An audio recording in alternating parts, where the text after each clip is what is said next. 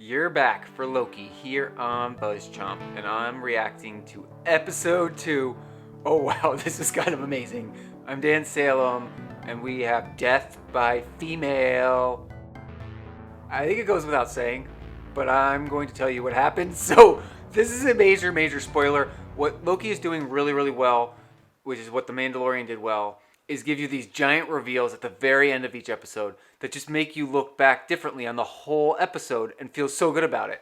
I'm really enjoying this show. It's surprising me. Episode 1, we learned that the evil person killing the time cops and disrupting the sacred timeline is a Loki. I mean, we have our Loki, who's the lead Loki, and then we have evil Loki. Now, in episode 2, we discovered that evil Loki is a female. Death by female. I suppose that the TVA, the time cops, the timekeepers, the sacred timeline, it must be gender neutral because they never even considered for a second that there might be a female Loki. Has every Loki ever been male? That cannot possibly be true. So this Loki, the evil Loki, the superior Loki, is female. And I love that.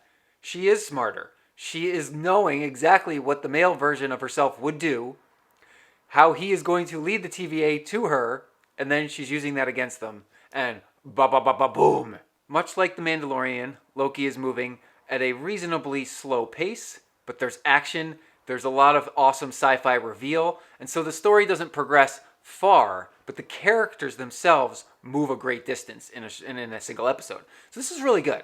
I mean, Loki is trying to find his place. He's trying to stave off being disintegrated. Mobius has stuck his neck out, saying that our Loki is the only one that can stop evil female Loki. So, evil Loki is killing time cops. She goes to 1985, and she steals another time cop. She steals one of the door devices, and she's got a master plan, right?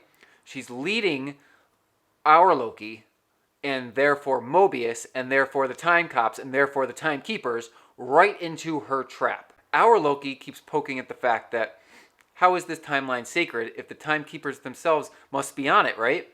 They must be self-controlling themselves and the entire TVA by keeping the timeline. The TVA doesn't exist outside of time. They're not from the future, but they're not from the past, but they exist in time because everything exists in time. No one said the TVA exists outside of time. That doesn't really make sense. They're aging. They exist, right? And so if they are experiencing aging, then time is affecting them, or the concept of time. I'm a proponent of the there is no such thing as time theory. We're simply labeling what we experience as the aging process and space and matter and energy affecting our bodies as time. We are defining the process as time. We are measuring the process using something we call time. And we do that in physics and science all the time, right? Pun intended. Not yet proven, but this show is kind of leading us there because how can the TVA and the timekeepers keep the sacred timeline and then yet not be a part of it? It's not possible. So, evil Loki sets off this giant reset event. She's hiding inside apocalypses because right before an apocalypse, if everything gets wiped out, you can't disrupt the sacred timeline by doing things before the apocalypse.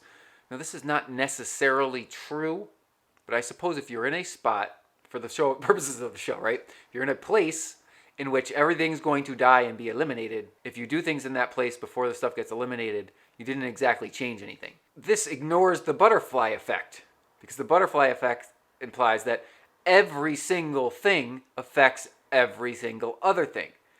And that is the whole point of the sacred timeline. So the fact that you can hide in an apocalypse kind of is counter to the idea of the sacred timeline. And this is why everyone at the TVA didn't believe it was possible. Loki takes Mobius to prove that this is the case. They go to Pompeii. Very cool scene. I love that. And then Loki, he's just a fun character. He's the mischief man, right? And he gets his powers back when he visits the past and Earth. And he's fun. I like him. And I like that he's trying to solve this mystery. But is it really a mystery? I mean, they can't get too deep into the concept of time in this show because this is not a science program. This is a superhero sci-fi epic. But our evil Loki is attempting to prove that the sacred timeline is a myth. I think that she's trying to prove the timekeepers are simply controlling the universe and not actually preserving anything. That's the myth. Just like any good supervillain who wants to control everything and have ultimate power, that's what the timekeepers have right now. They have ultimate power because they are in control of time. and the multiverses and how they interact, and they are, quote, weaving the multiverse into one sacred timeline that fits their means. That's ultimate control. That is kind of wrong. There is no reason for the multiverse and all of these timelines to stay in line. Who cares if they diverge? What the hell's the difference? It's not like chaos isn't everywhere. Chaos is a key component of the universe. That's how life exists, because of chaos. So I really don't think that evil Loki is actually evil. She's simply trying to take down the establishment, right?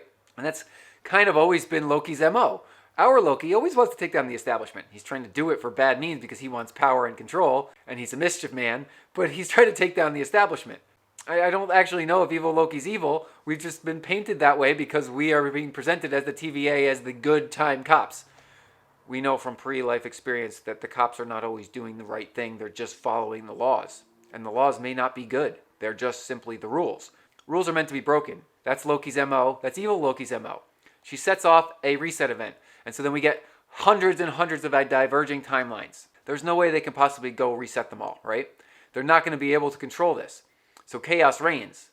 Mischief reigns. I believe we are going to have thousands of diverging timelines, and it's not going to do anything wrong except be out of whack with what's determined to be sacred. My favorite part of all of these Lokis is that they have different powers, right? They're all from Asgard, I believe, and they all have abilities, but they have different abilities.